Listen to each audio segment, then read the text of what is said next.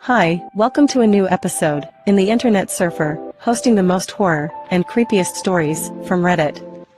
Please don't forget to comment, like, share, and subscribe.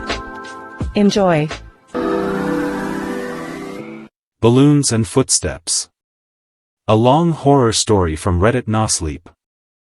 When I was 5 years old, I went to an elementary school that, from what I've come to understand, was really adamant about the importance of learning through activity.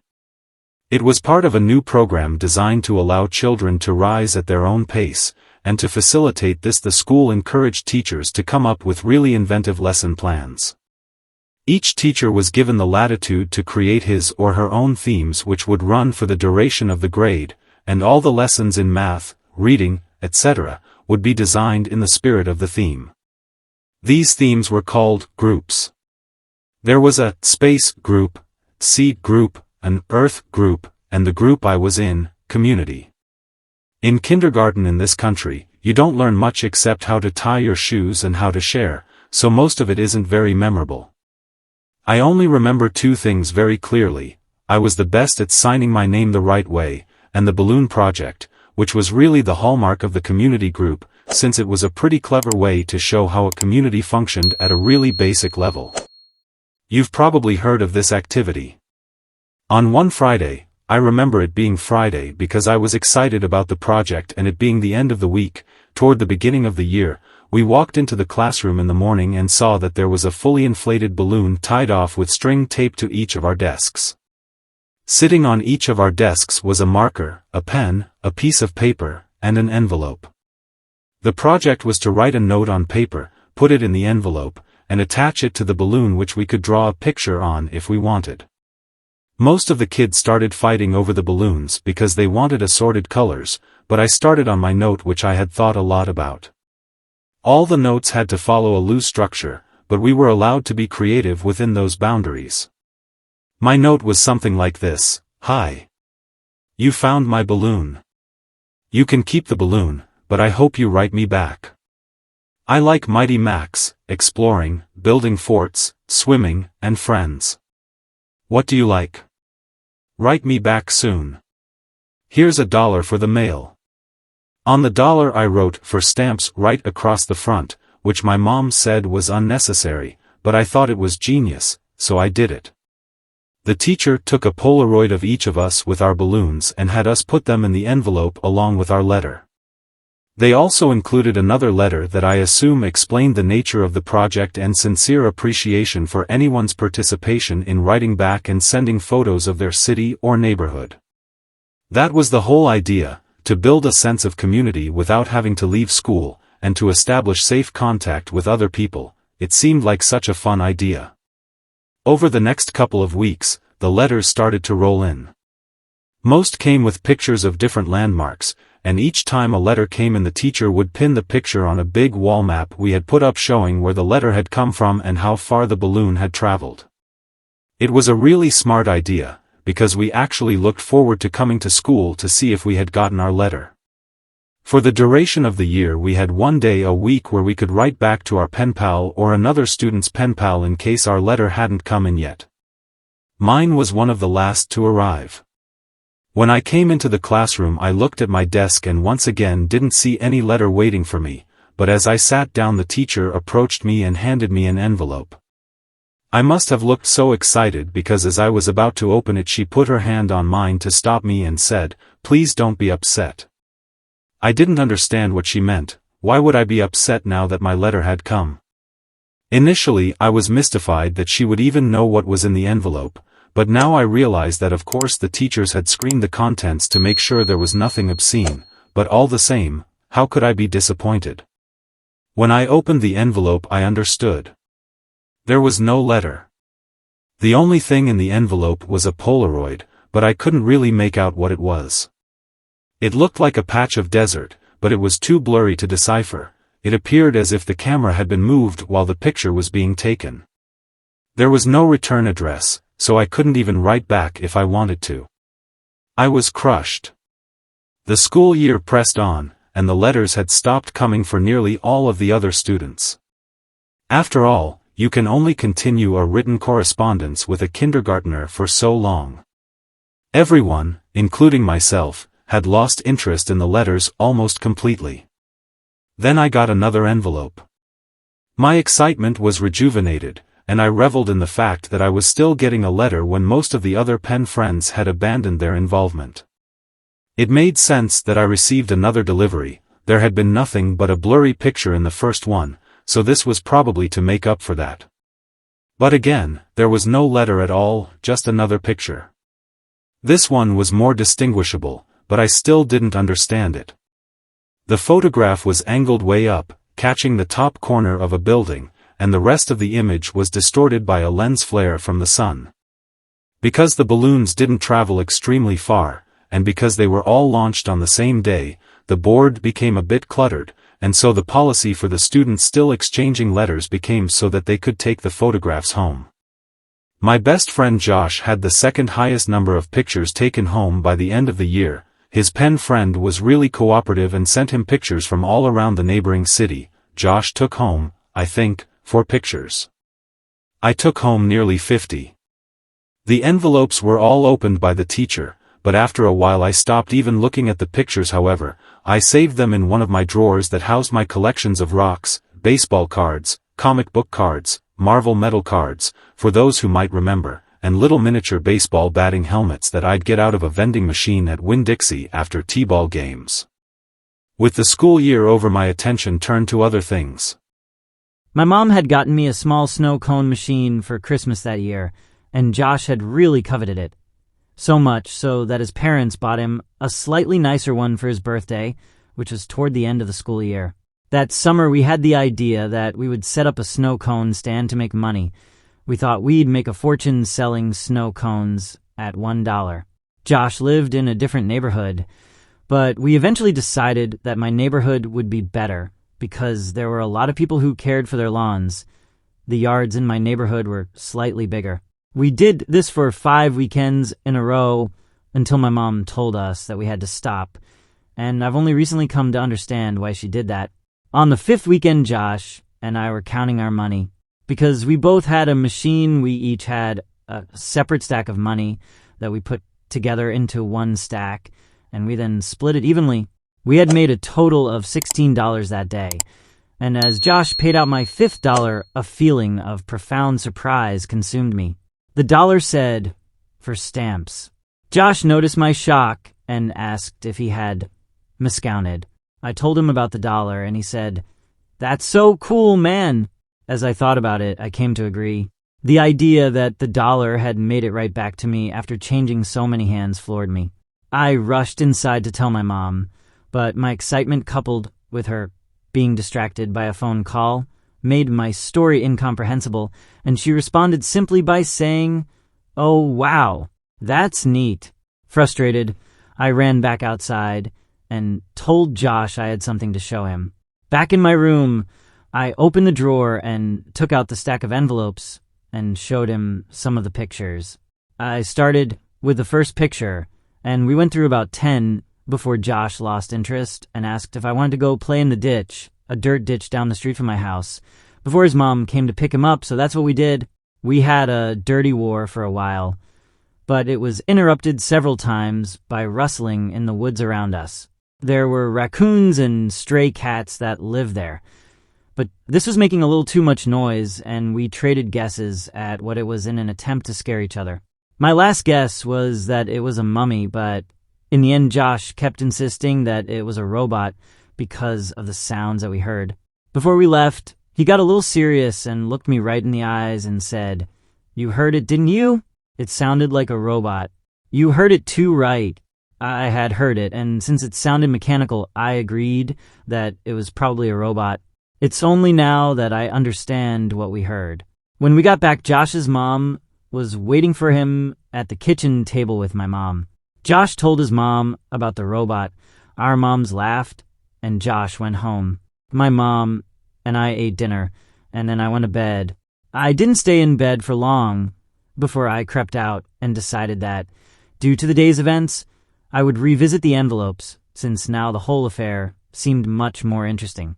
I took the first envelope and set it on the floor and set the blurry desert Polaroid on top. I laid the second envelope right next to it and placed the oddly angled Polaroid of a building's top corner on top, and did this with each picture until they formed a grid that was about 5 by 10. I was always taught to be careful with things that I was collecting, even if I wasn't sure they were valuable. I noticed that the pictures gradually became more decipherable. There was a tree with a bird on it, a speed limit sign, power line, a group of people walking into some building. And then I saw something that vexed me so powerfully that I can now, as I write this, distinctly remember feeling dizzy and capable of only a single, repeating thought. Why am I in this picture? In this photograph of the group of people entering the building, I saw myself holding hands with my mother behind the very back of the crowd of people. We were at the very edge of the photo, but it was undeniably us. And as my eyes swam over the sea of Polaroids, I became increasingly anxious. It was a really odd feeling. It wasn't fear, it was the feeling you get when you are in trouble. I'm not sure why I was flooded with that feeling, but there I sat floundering in the distinct sense that I had done something wrong. And this feeling only intensified as I looked on at the rest of the photos after that, the one that had so powerfully struck me. I was in every photo. None of them were close shots. None of them were only of me. But I was in every single one of them, off to the side, in the back, bottom of the frame. Some of them only had the tiniest part of my face captured at the very edge of the photo. But nevertheless, I was there. I was always there. I didn't know what to do. Your mind works in funny ways as a kid. But there was a large part of me that was afraid of getting in trouble simply for still being up. Since I already had the looming feeling of having done something wrong, I decided that I would wait until tomorrow. The next day, my mom was off work and spent most of the morning cleaning up around the house. I watched cartoons, I imagine, and waited until I thought it was an enjoyable time to show her the Polaroids. When she went out to get the mail, I grabbed a couple of the pictures and put them on the table in front of me as I sat waiting for her to come back in. When returned, she was already opening the mail and threw some junk mail into the trash can, and I said, "Mom, can you come here for a second? I have these pictures. Just give me a minute, honey. I need to mark these on the calendar." After a minute or two, she came and stood behind me and asked me what I needed. I could hear her shuffling with the mail behind me, but I just looked at the Polaroids and told her about them. As I explained more and pointed to the pictures, her frequent hushes and okays decreased, and she was suddenly completely quiet and only making a little noise with the mail. The next noise I heard from her sounded as if she was trying to catch her breath in a room that had no air left in it. At last, her struggling gasps were conquered, and she simply dropped the remaining mail on the table. With the phone and ran pressed to the her ear, kitchen she to was get the walking phone. running "Mom, back and forth I'm and sorry, shouting I into didn't know it. about these. I Don't be nervously mad fiddled at with the me." mail sitting next to my Polaroids. The top envelope had something sticking out of it that I thoughtlessly and anxiously pulled on until it came out. It was another Polaroid. Confused, I thought that somehow one of my Polaroids had slipped into the stack when she threw the mail down, but when I turned it over and looked at it, I realized that I had not seen this one before. To my dismay, it was me, but this one was a much closer shot. I was surrounded by trees and was smiling. But it wasn't just me, I noticed. Josh was there too. This was us from yesterday. I started yelling for my mom, who was still screaming into the phone. I repeatedly yelled for her until she finally responded with, "What?" And I could only think to ask, "Who are you calling?" "I'm talking with the police, honey." "But why?" "I'm sorry. I didn't mean to do anything."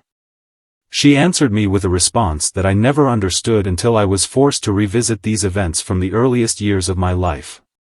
She grabbed the envelope off the table and the picture of Josh, and I spun and slid, landing next to the other Polaroids in front of me. She held the envelope up to my eyes, but I could only look at her and watch as all the color began draining out of her face. With tears welling up in her eyes, she said that she had to call the police because there was no postmark. "This is long, so I apologize for that." I've never had to tell this story with enough detail to actually explain it all the way, but it is true, and it happened when I was about 6 years old. In a quiet room, if you press your ear against a pillow you can hear your heartbeat. As a kid, the muffled, rhythmic beats sounded like soft footsteps on a carpeted floor, and so as a kid almost every night, just as I was about to drift off to sleep, I would hear these footsteps and I would be ripped back to consciousness, terrified. For my entire childhood I lived with my mother in a fairly nice neighborhood that was in a transitional phase. People of lower economic means were gradually moving in, and my mother and I were two of these people. We lived in the kind of house you see being transported in 2 pieces on the interstate, but my mom took diligent care of it. There were a lot of woods surrounding the neighborhood that I would play in and explore during the day, but at night, as things often do to a kid, they took on a more sinister feeling. This coupled with the fact that, due to the nature of our house, there was a fairly large crawlspace underneath filled my mind with imaginary monsters and inescapable scenarios which would consume my thoughts when I was awoken by the footsteps. I told my mom about the footsteps, and she said that I was just imagining things. I persisted enough that she blasted my ears with water from a turkey baster once just to placate me, since I thought that would help. Of course it didn't. Despite all the creepiness and footsteps, the only weird thing that ever happened was that every now and then I would wake up on the bottom bunk despite having gone to sleep on the top, but this wasn't really weird since I'd sometimes get up to piss or get something to drink and could remember just going back to sleep on the bottom bunk. I'm an only child so it didn't matter. This would happen once or twice a week, but waking up on the bottom bunk wasn't too terrifying. But one night I didn't wake up on the bottom bunk. I had heard the footsteps but was too far gone to be woken up by them, and when I was awoken it wasn't from the sound of footsteps or a nightmare, but because I was cold. Really cold. When I opened my eyes I saw stars.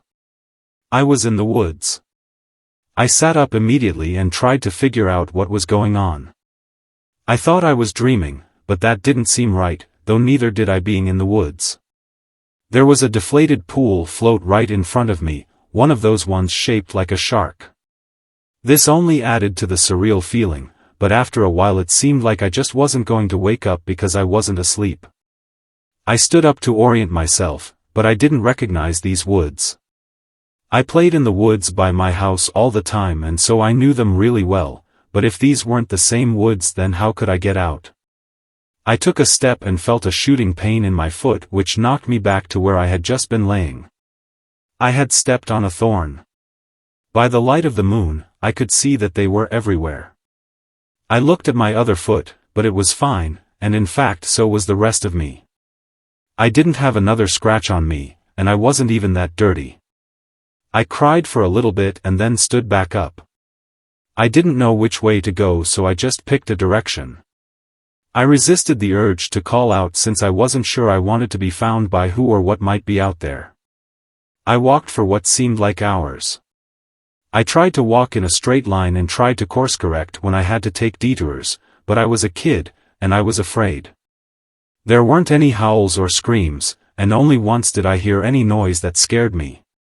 It sounded like a crying baby. I think now that it was just a cat, but I panicked. I ran veering in different directions to avoid big thicks of bushes and collapsed trees. And I was paying close attention to where I stepped because by that point my feet were in pretty bad shape. I paid too much attention to where I was stepping and not enough to where those steps were leading because not long after hearing the cry I saw something that filled me with a kind of despair I haven't experienced since. It was the pool float. I was only 10 feet from where I had woken up. This wasn't magic or some supernatural space bending. I was lost. Up until that moment I thought more about getting out of the woods than how I got in, but being back at the beginning caused my mind to swim. I wasn't even sure that these were my woods, I had only been hoping that they were. Had I run in a huge circle around that spot, or did I just get turned around and start making my way back? How was I going to get out?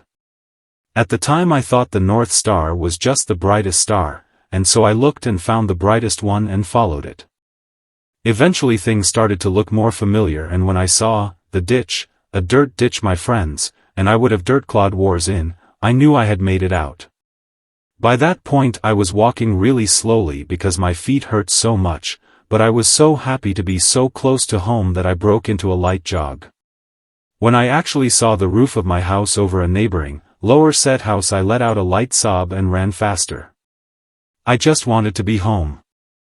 I had already decided that I wouldn't say anything because I had no idea what I could possibly say. I would get back in the house somehow, clean up, and get in bed.